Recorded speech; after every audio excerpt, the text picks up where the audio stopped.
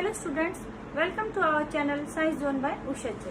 तो बेटा आज हम इस वीडियो में कक्षा 9 का पाठ 15 खाद्य संसाधनों में सुधार के बारे में पढ़ेंगे। हम उसके कुछ टॉपिक के बारे में इस वीडियो में चर्चा करेंगे। तो सबसे पहले बात आती है कि खाद्य संसाधन यानी कि वे चीजें जो हमारे भोजन की आवश्यकताओं को पूरा करती हैं उन्हें हम खाद्य संसाधन कहते हैं। तो सुधार की आवश्यकता यानी कि जो हमारे पास खाद्य संसाधन अभी उपलब्ध हैं उनसे हमारी जो खाने की आवश्यकता वो पूरी नहीं हो रही है, तो उसमें और सुधार की आवश्यकता है। इसी विषय पर हम चर्चा करेंगे। तो आप सब जानते हैं बेटा, जो जीवधारी हैं सभी जीवधारियों को भोजन की आवश्यकता है। तो जीवधारियों को भोजन की आवश्यकता क्यों है बेटे? भोजन के बगैर क्यों नहीं रहते? क्योंकि जो ऊर्जा है, शरीर की वृद्धि है, शरीर में कोई टूट फूट होती है, उसकी मरम्मत है, वो सब किसके द्वारा होती है? भोजन के द्वारा होती है। और हम सभी जानते हैं कि हम अपने भोजन के लिए अधिकांश जो है निर्भरता किसके ऊपर दिखाते हैं? कृषि और पशुपालन के ऊपर। हमारा जो अधिकांश भोजन हमें किससे मिलता है? कृषि से और पशुपालन से, यानी कि पशुओं से मिलता है। पशुओं से हमें दूध के रूप में या फिर मांस के रूप में या फिर अंडों के रूप में, किसी से रूप में भी मिल सकता है। यानी कि कृषि और पशुपालन से हमें हमारा भोजन मिलता है। फिर बात आती है बेटे आगे कि भी हम न्यूज़पेपर वगैरह में हर रोज पढ़ते हैं कि भी हमें हमारा जो फसल उत्पादन है उसको बढ़ाने की जरूरत है। आप समाचारों में भी सुनते हो, न्यूज़पेपर में भी पढ़ते हो कि भी हमें अपना जो है बढ़ाना चाहिए जो खाद्य उत्पादन है। क्यों बेटे? जो हमारा खाद्य उत्पादन अब हो रहा है तो इतने से गुजारा क्यों नहीं चल रहा? हमें उसको बढ़ाने की जरूरत क्यों है? क्योंकि भारत की जो जनसंख्या है बेटे वो अब कितनी है? 1 करोड़ मतलब 1 करोड़ से भी 125 करोड़ की आबादी है और अभी भी लगातार बढ़ती जा रही है। इतनी विशाल जनसंख्या को भोजन प्रदान करने के लिए हमें अधिक अनुत्पादन की जरूरत पड़ेगी। अब अधिक अनुत्पादन हम कैसे कर सकते हैं? या तो कृषि योग्य भूमि को बढ़ाया जाए, और भारत में पहले ही बहुत ज्यादा कृषि भूमि का उपयोग हम कृषि के लिए करते हैं, और अधिक भूमि तो हम ले नहीं सकते कृषि के लिए, क्योंकि लोगों के रहने के लिए भी जगह चाहिए। फिर कैसे बढ़ा सकते हैं? हमारे पास एक ही तरीका बचता है कि जो हमारे पैदावार है कृषि की उसको बढ़ाया जाए। जो पशुओं से हमें पैदावार मिलती है उसको बढ़ाया जाए। उसको कैसे बढ़ा सकते हैं? उसके लिए हमें वैज्ञानिक तकनीक को अपनानी चाहिए। हमारे देश ने अपनाई भी है। इसके फलस्वरूप हमारे देश में 2 क्रांति हुई है, एक तो हरित क्रांति और एक श्वेत क्रांति। अभी हरित क्रांति क्या है कि भी हमारे जो कृषि उत्पादन है उसमें बहुत अधिक एकदम से उत्पादन बढ़ गया, वो हरित क्रांति कहलाया। और जो हमारा पशुओं को यानी कि दूध का उत्पादन बहुत अधिक बढ़ गया पशुओं में, ये श्वेत क्रांति कहलाया। लेकिन ये किसका? इससे नतीजा क्या निकला? जो हमारे खाद्य संसाधन है बेटे उनमें बहुत ज्यादा कमी आ गई। ऐसे तो आगे आने वाली पीढ़ियों के लिए बचेंगे ही नहीं, उनकी जो है गुणवत्ता घटती चली जाएगी।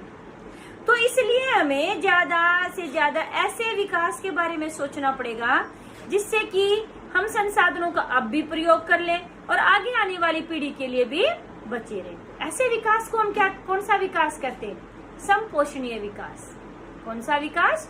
समपोषणीय विकास। तो यानी कि आज के संदर्भ में हमें समपोषणीय विकास की जरूरत है। तो फिर बात आती है बेटे कि भाई फसल उत्पादन तो हमने समपोषणीय विकास करके यानी कि वैज्ञानिक की जो तकनीक अपना करके बढ़ा लिया। तो फसल उत्पादन बढ़ाने से क्या समस्या हल हो गई हमारी? हमारे देश में कुपोषण और भूख की समस्या बहुत ही बड़ी समस्या है। अब फसल उत्पादन बढ़ा दिया और लोगों में गरीबी है, वो उपलब्ध नहीं हो पा रहा सभी लोगों को, तो उससे क्या होगा? भूखमरी की समस्या फिर ऐसे की ऐसे रहेगी। तो इसलिए हमें ऐसे तकनीक फॉलो करनी है जिससे कि हमारा उत्पादन बढ़ जाए। अब उस उत्पादन को बढ़ाने में हमारा खर्चा कम आए, तभी उसका रेट कम होगा, दाम कम होंगे, जिससे कि सभी लोग उसको खरीद पाए। यानी कि उत्पादन भी बढ़ जाए और उसकी उपलब्धता भी सभी को। तो यही हमारी खाद्य सुरक्षा का मेन उद्देश्य है। ठीक है बेटे, तो हम अपने जो खाद्य यानी कि फसल उत्पादन को कैसे बढ़ा सकते हैं, इसके लिए हम अपने उसमें एक्सप्लेन करेंगे कि भी हम अपने फसल उत्पादन को कैसे बढ़ाएंगे। तो अब देखो बेटे, यानी कि फसल उत्पादन में उन्नति हमारा टॉपिक है।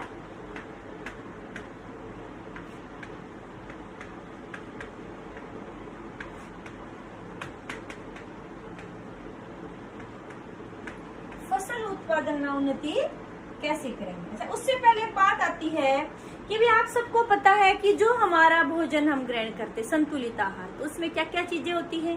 कार्बोहाइड्रेट,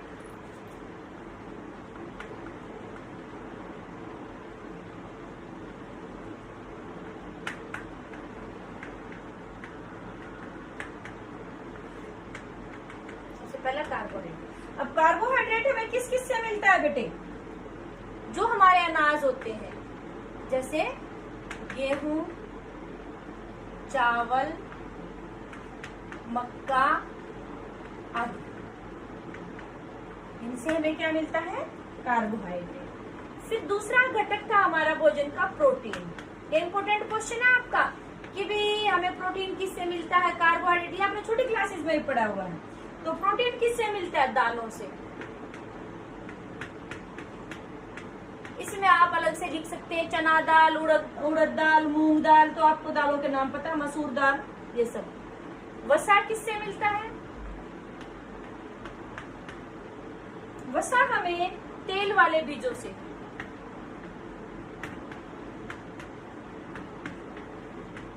तेल वाले बीज, तेल वाले बीज में कौन कौन आता है, सरसों के बीज, सरसों, बादाम, अरंडी, सूरजमुखी आदि, सोयाबीन आदि, मतलब बहुत सारे हैं। तो ये तो कार्बोहाइड्रेट, प्रोटीन, वसा, ये हमारे मुख्य थे। उसके अलावा जो हमारे विटामिन और खनिज लवण, ये भी हमारे भोजन का मुख्य भाग है।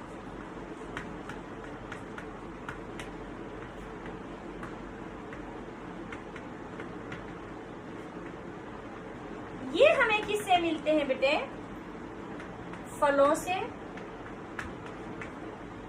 सब्जियों से व मसालों से। मसालों में जैसे लहसुन, अदरक, काली मिर्च, लौंग, इलायची, ये सब आ जाते हैं। ठीक है बेटे, तो यानी कि जो हमारे भोजन के घटक हैं वो हमें किस किस से मिलते हैं, ये हमें पता होना चाहिए। इसके अलावा अभी बात हम पशुधन की भी कर रहे थे, तो यानी कि जो पशुधन है हमारा, पशु है, तो उनको भी चारा चाहिए। उनके चारे के लिए हम क्या प्रयोग करते हैं, आप सबको पता है, पशु चारा किससे मिलता है हमें, बरसिन,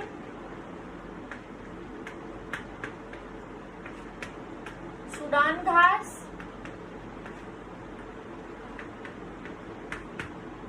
और जई आदि से। इसको हम चारे के रूप में पशुओं के लिए प्रयोग करते हैं। और जो हमारा गेहूं होता है उसका जो भूसा होता है उसको भी प्रयोग करते हैं। अब बेटा फिर बात आती है कि भी जो जैसे अब जीव हैं, हर एक जीव को रहने के लिए अलग अलग जलवायु, अलग अलग तापमान की जरूरत है। जैसे जो ऊंट है उसको गर्म इलाके का रहने वाला है, मैदानी इलाके वाले जो जीव जंतु उनको अलग चाहिए, जो पहाड़ी इलाकों में रहते हैं उनको अलग जलवायु की परिस्थितियां चाहिए। तो ऐसे ही जो फसल है बेटे, हर एक पौधे को, हर एक प्रकार की जो फसल है सबको एक जैसा तापमान, एक जैसी जलवायु, एक जैसा सूर्य का प्रकाश कितने समय तक, ये सबका समान नहीं होता है। तो यानी कि विभिन्न फसलों के लिए विभिन्न जलवायु चाहिए, विभिन्न तापमान और विभिन्न दीप्ति काल की जरूरत होती है। दीप्ति काल क्या चीज होती है,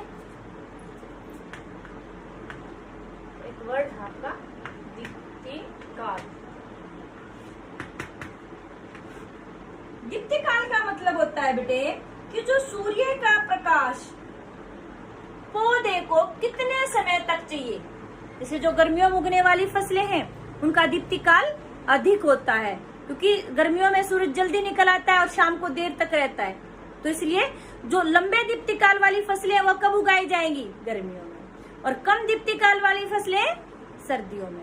और कुछ ऐसी होती है जो उदासीन होती है दीप्ति काल से, गर्मी में भी सर्दी में भी, जैसे टमाटर है, हर मौसम में उगता है ना। तो यानी कि दीप्ति काल जो फसल है वो का उत्पादन किस किस के ऊपर निर्भर कर रहा है? फसल का उत्पादन है हमारा, वो किसके ऊपर है? जलवायु, तापमान और दीप्ति काल के ऊपर। अब पौधे, अभी हमने बात की कि दीप्ति काल के ऊपर भी फसल का उत्पादन निर्भर करता है।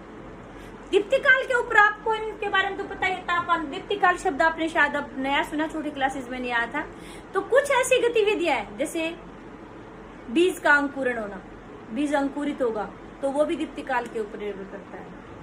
फूलों का आना, तो ये भी किसके ऊपर निर्भर करता है? दीप्ति काल के ऊपर निर्भर करता है। आपसे पूछा जाए कि पौधों में होने वाली ऐसी गतिविधियां बताइए जो दीप्ति काल के ऊपर निर्भर करती हैं, तो आप उसमें क्या बता सकते हैं कि ये पुष्पन और उसका बीज का अंकुरण और पौधे की वृद्धि, ये किसके ऊपर निर्भर किए?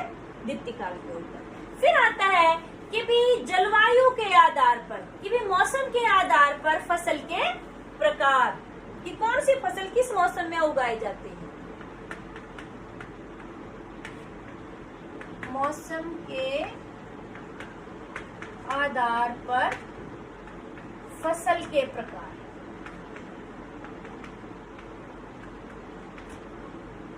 ये बेटा दो प्रकार की होती है हमारी।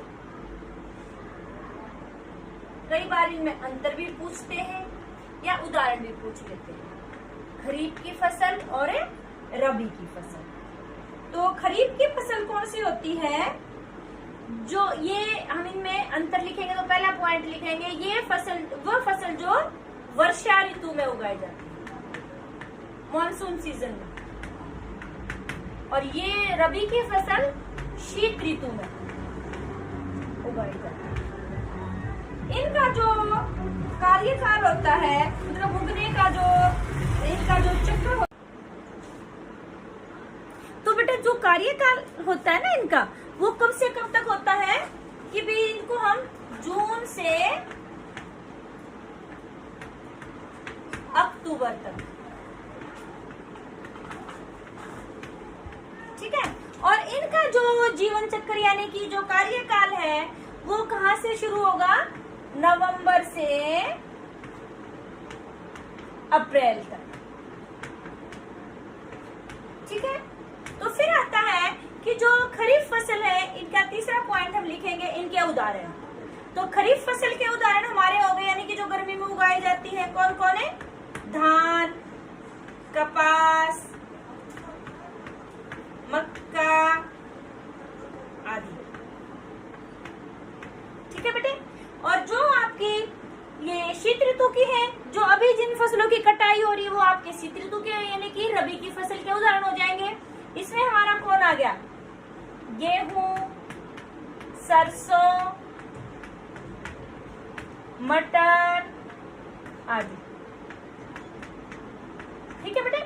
तो ये आपके हो गए कि भाई ऐसे पूछ ले कि भाई खरीफ की फसल कौन से सीजन में उगाई जाती, कौन से मौसम में, तो आप यहाँ से बता सकते हैं। उसका जो जीवन चक्र है, कौन से महीने से कौन से महीने तक है, वो भी बता सकते हैं।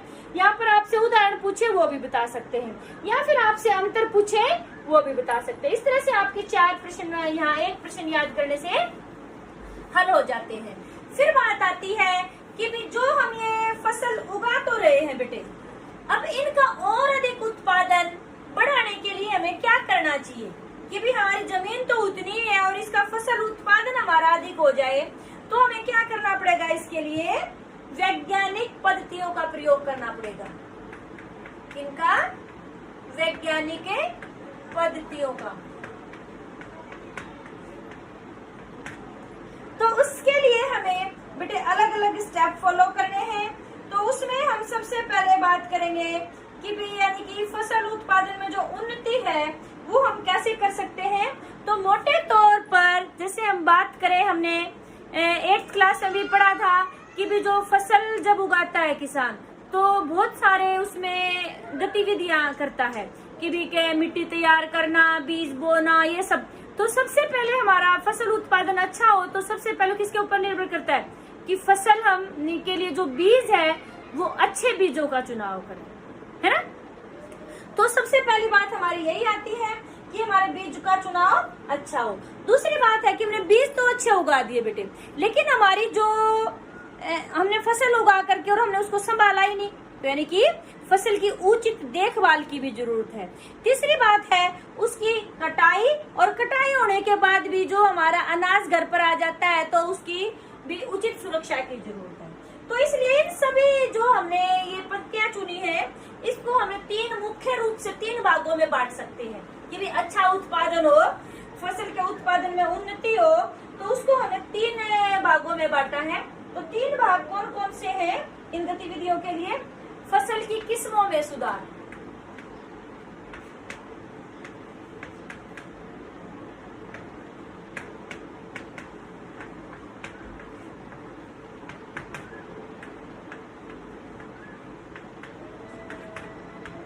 नंबर 2 है हमारा बेटे फसल उत्पादन प्रबंधन। फसल उत्पादन प्रबंधन। और नंबर 3 है हमारा इसमें फसल सुरक्षा प्रबंधन। फसल सुरक्षा प्रबंधन। तो इसमें बेटे हम टर्न बाय टर्न तीनों के बारे में करेंगे। सबसे पहले हम बात करते हैं फसल की किस्मों में सुधार। तो यानी कि फसल की किस्म को हम कैसे सुधार सकते हैं कि कौन सी अच्छी किस्म का फसल उगाएं कि भी उसका उत्पादन अधिक हो। तो फसल की किस्म में सुधार करने के लिए हम 2 तरीके अपनाते हैं। एक होता है संकरण। तो फसल की किस्मों में सुधार के लिए हम 2 विधियां अपनाते हैं। एक है हमारा संकरण, ठीक है बेटे, और दूसरा है हमारा ऐच्छिक गुणों वाले जीन डालना।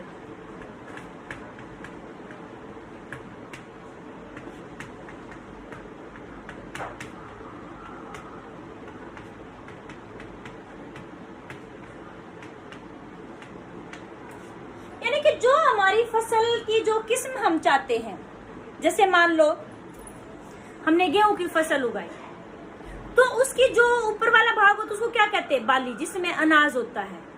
हम ऐसी फसल उगाना चाहते हैं कि भाई जो पानी भी कम ले, उसकी जरूरत, पानी की जरूरत भी कम हो उस फसल की, और उसमें जो बाली है वो बड़ी आए जिससे हमें ज्यादा अनाज मिले।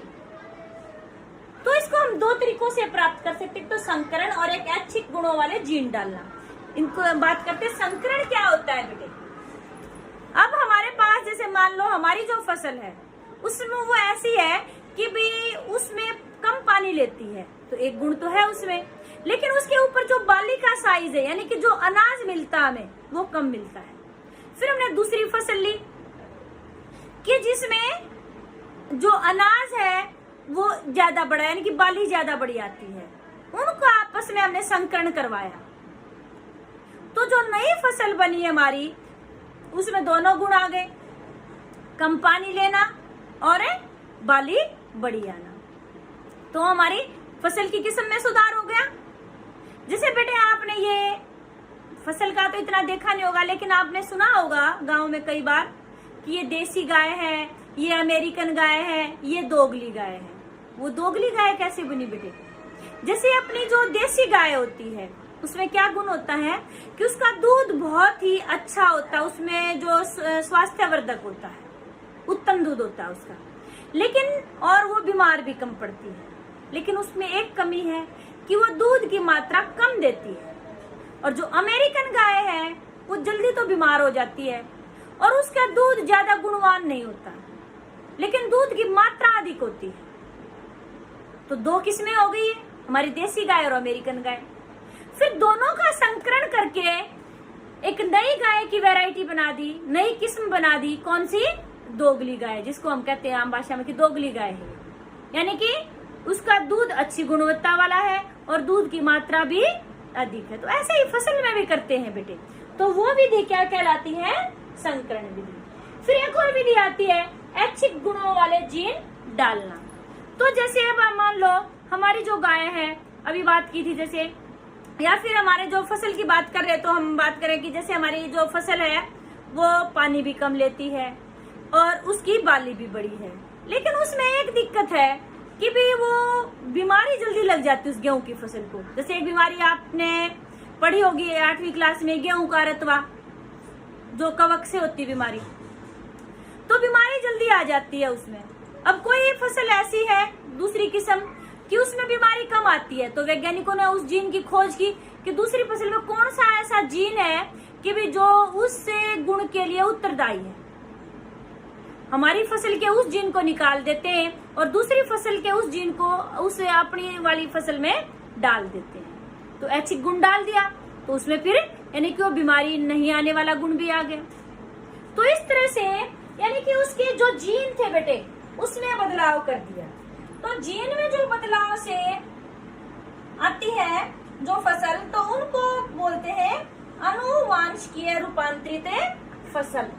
जो जीन में बदलाव करने से फसल बनती है तो उनको बोलते हैं आनुवंशीय रूपांतरित फसल। ऐसे हम जंतुओं में भी करते हैं।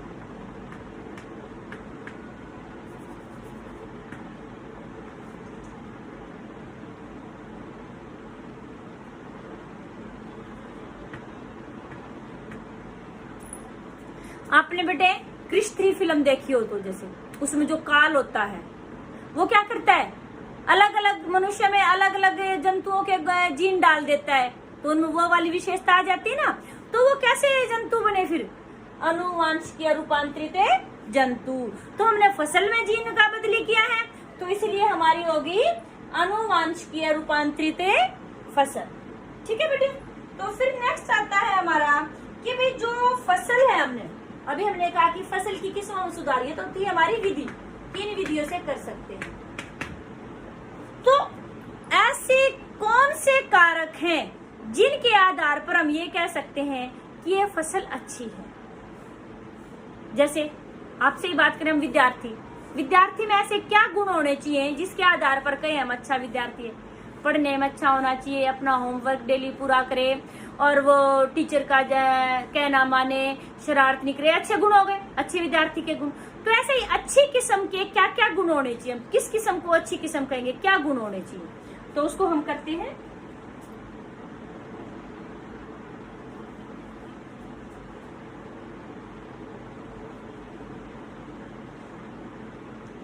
किस्म को प्रभावित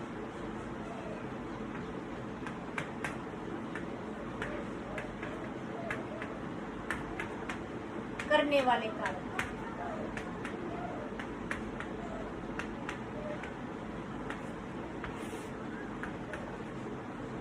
ठीक है बेटे। तो सबसे पहले बात आती है उन कारकों में उच्च उत्पादन, यानी कि जो फसल की किस्म है बेटे हमारे पास, प्रति एकड़ जो उत्पादन है वो अधिक होना चाहिए उस फसल का।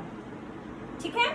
तो उस किस्म को हम क्या कहेंगे कि वो अच्छी किस्म है उस फसल की, यानी कि प्रति एकड़ जो उत्पादन है वो उसकी मात्रा अधिक हो।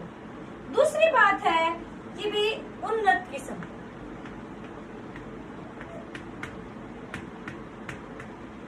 उन्नत किस्म होनी चाहिए। अब यहाँ पर उन्नत किस्म का मतलब क्या हो गया? जैसे हमने अभी थोड़ी देर पहले बात की थी गेहूं की, तो गेहूं की उन्नत किस्म किसे कहेंगे कि जो अनाज अधिक दे। जैसे बरसी में अभी थोड़ी देर पहले बात की थी पशुओं का चारा है, तो वो उन्नत किस्म कौन सी होगी कि वो चारा ज्यादा बने उसमें से। अब तेल की बात करेंगे तो तेल अच्छी किस्म का, ज्यादा तेल निकले और उसकी किस्म भी अच्छी हो। तो हर एक फसल के लिए जो उन्नत किस्म का होना वो उसके गुण पर आधारित करता है कि हम क्या ले रहे हैं। दाल की बात करेंगे तो दाल उन्नत कौन सी हो जाएगी? जिसमें प्रोटीन अच्छे गुण वाले, अच्छे वाले प्रोटीन हो। ठीक है, तो यानी कि हम यहाँ देखते हैं कि हमने कौन सी फसल ली है, तो उसके लिए हर एक फसल के जो किस्म है उसका गुण भी अलग अलग होता है कि हम कौन सी फसल ले रहे हैं, तो क्या फसल है कि वो कार्बोहाइड्रेट वाली या प्रोटीन वाली है, तो वो अलग अलग हो जाती है उसमें उसकी किस्में। फिर तीसरा पॉइंट था बेटे हमारा जो कारक है उस किस्म को जो प्रभावित करता है, जैविक तथा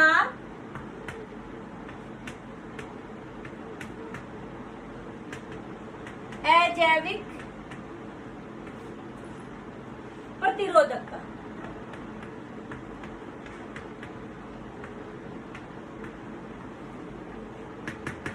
अब देखो बेटे, हमने छोटी क्लासेस में पढ़ा हुआ है कि बहुत सारे कीट हैं, जो पतंगे हैं, सूक्ष्म जीव हैं, वो हमारी फसलों को नुकसान पहुंचा देते हैं, वो रोग पैदा कर देते हैं उनमें। तो यानी कि जो फसल उन जैविक पदार्थों के लिए प्रतिरोधी होगी, मतलब उनका कोई असर नहीं पड़ेगा उन रोगाणुओं का उनके ऊपर, तो वो क्या होगी, जैविक प्रतिरोधी। तो हमें ऐसी किस्म बनानी पड़ेगी कि उसमें बीमारी ही ना आए, वो जो सूक्ष्म जीव आएंगे तो उनका कोई असर ही ना पड़े उनके ऊपर।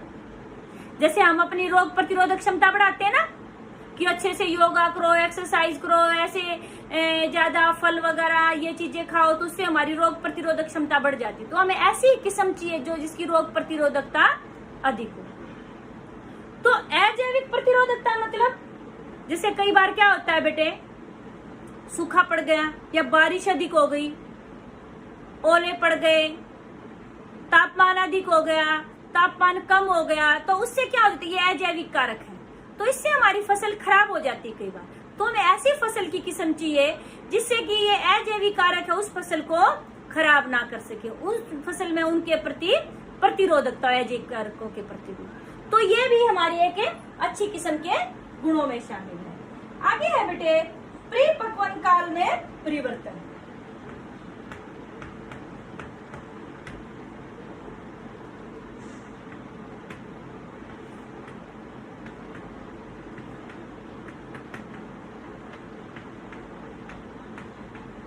ये परिपक्वन काल में परिवर्तन मतलब कोई फसल है ऐसी, एक फसल मान लो 6 महीने में पककर तैयार होती है और हमने कोई ऐसी किस्म उगा देते हैं कि जो 4 महीने में या 3 महीने में उगकर तैयार हो जाती है। तो जैसे मान लो खेत में ज्यादा समय रहेगी तो हमें उसकी सुरक्षा के लिए भी ध्यान रखना पड़ेगा, उसको पोषक पदार्थ भी ज्यादा देने पड़ेंगे, उस पर खर्चा ज्यादा आएगा। और जो पककर जल्दी तैयार हो गई उस पर लागत कम लगेगी, खर्चा कम लगेगा उसके उत्पादन में। तो हमें ऐसी किस्म देखनी है जो कम समय में पककर तैयार हो जाए, और ऊपर से ये भी होना चाहिए कि जो हमने फसल उगाई सभी बीज एक समय पर ही उगे और सभी का जो परिपक्वन काल है वो भी समान होना चाहिए बेटे, जिससे कि कटाई में आसानी रहती है। ये नहीं है कि बीच में कोई पके हुए आ गया, अभी कुछ कच्चे हैं, तो उसमें क्या होता है किसान को दिक्कत आती है। भी मान लो कच्चे कट जाएंगे तो वो फसल खराब हो जाएगी, पके हुए हमने वेट कर ली कच्चे के पकने के लिए, तो जो हमारे पक गए हैं वो जो दाने हैं बीज हैं वो खराब हो जाएंगे। ठीक है, तो ऐसा होना चाहिए परिपक्वन काल है समान होना चाहिए और कम होना चाहिए, उस किस्म को अच्छी किस्म मानते हैं। फिर आगे आता है पॉइंट हमारा 5वां, व्यापक अनुकूलता।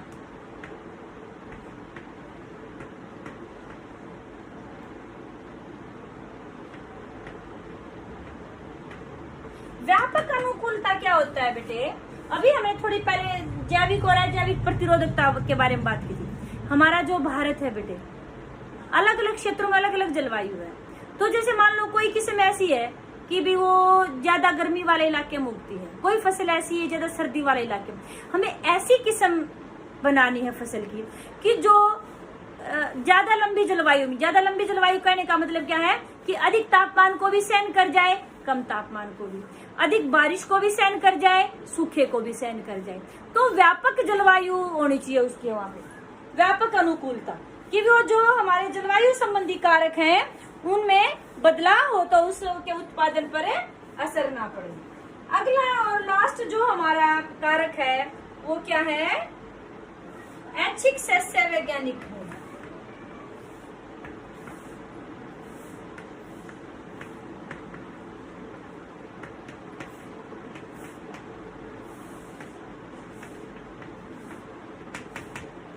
ये भी बेटे हर फसल के लिए अलग अलग होता है।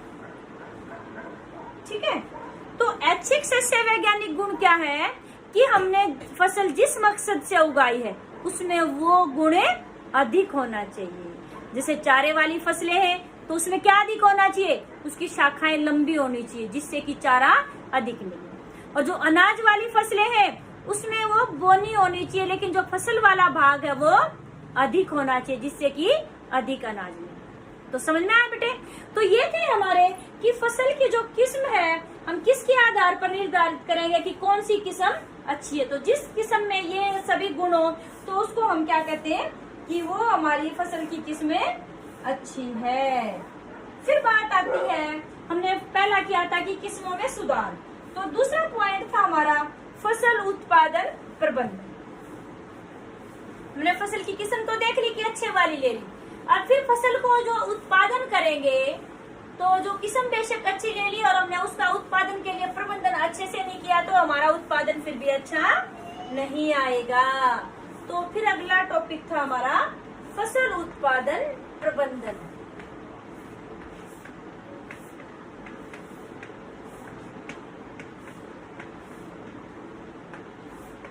ये फसल उत्पादन प्रबंधन में हम क्या करते हैं कि भाई हमें कौन कौन सी जो प्रणाली है कि भाई बेटा देखो, कुछ किसान ऐसे हैं जिनके पास कृषि योग्य भूमि कम है तो वो ऐसा करेंगे, मतलब बहुत अधिक लागत लगा दी, उत्पादन कम मिल रहा है तो उनके खुद बेचारे से खर्चा ही पूरा नहीं होगा।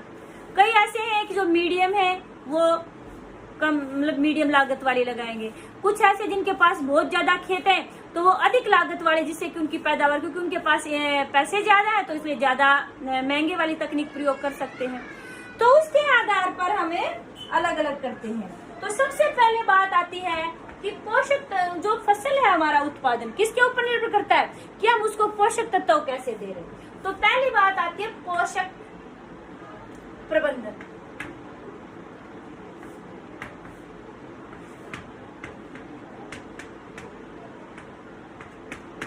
अब बेटा जैसे हम ये कहते हैं कि भी हमें उचित पोषण चाहिए जिससे कि हमारी वृद्धि अच्छे से हो, ऐसे ही पौधों को भी वृद्धि के लिए, अपनी प्रतिरोधक क्षमता बढ़ाने के लिए उचित पोषक तत्वों की आवश्यकता होती है।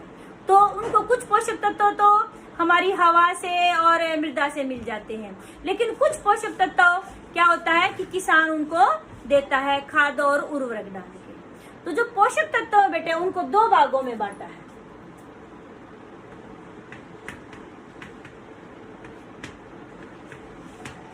सूक्ष्म पोषक तत्व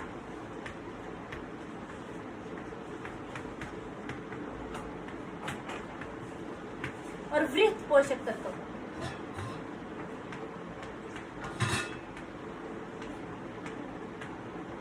वे पोषक तत्व जिनकी पौधों को कम मात्रा में जरूरत पड़ती है वो सूक्ष्म कहलाएंगे, नाम में ही है। वृहत मतलब अधिक मात्रा में जरूरत पड़ती है।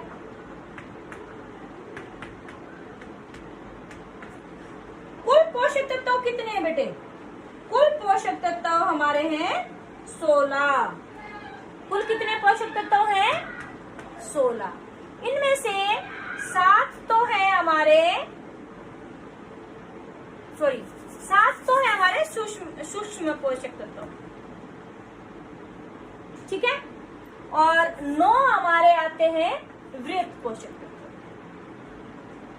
अब जो पोषक, फिर बात आती है कि पोषक तत्व अभी मैंने बताया था कि कहाँ से मिलते हैं पौधे को। जो पोषक तत्व है बेटे वो हमारे पौधे को मिलते हैं हवा, पानी और मिट्टी से।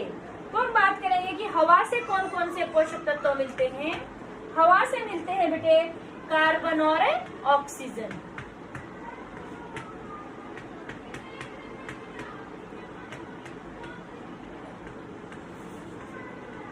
ठीक है, फिर पानी से कौन कौन से पोषक तत्व मिलते हैं पौधे को?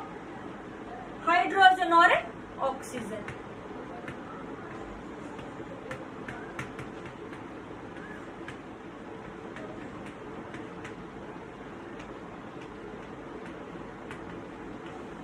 ठीक है, फिर आता है कि मृदा से यानी कि मिट्टी से कौन कौन से पोषक तत्व मिलते हैं।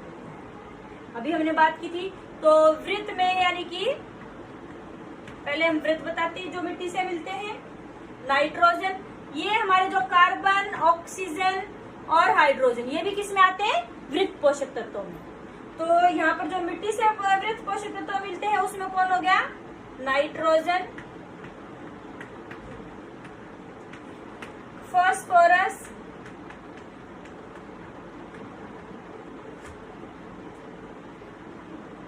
पोटाशियम,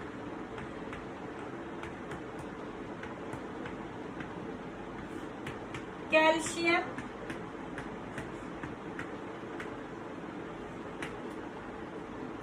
मैग्नीशियम और सल्फर।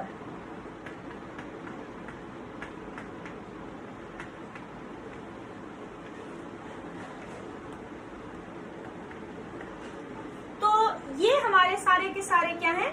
वृत्त पोषक तत्व। आपसे पूछा जाए कि जो ऐसे वृत्त पोषक तत्व होते हैं जो पानी से मिलते हैं, हाइड्रोजन और ऑक्सीजन, हवा से मिलते हैं कार्बन और ऑक्सीजन, और जो मिट्टी से मिलते हैं वृत्त पोषक तत्व ना, ये हमारे नाइट्रोजन वगैरह। यानी कि मैंने कहा था कि जो वृत्त पोषक तत्व कितने? 9 हैं।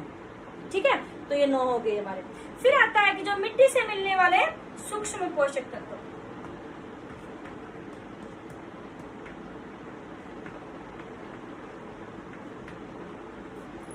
उसमें हमारा आता है बेटे आयरन यानी कि लोहा, मैग्नीज, देखो बेटे मैग्नीशियम और मैग्नीज अलग अलग हैं।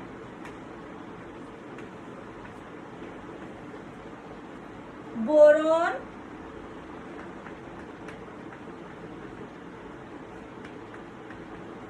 जिंक, कॉपर, मोलिब्डेनम और क्लोरीन, यानी कि क्लोरीन, और एक और नाम है, ये लिख देते हैं मिटो के, मोलिब्डेनम।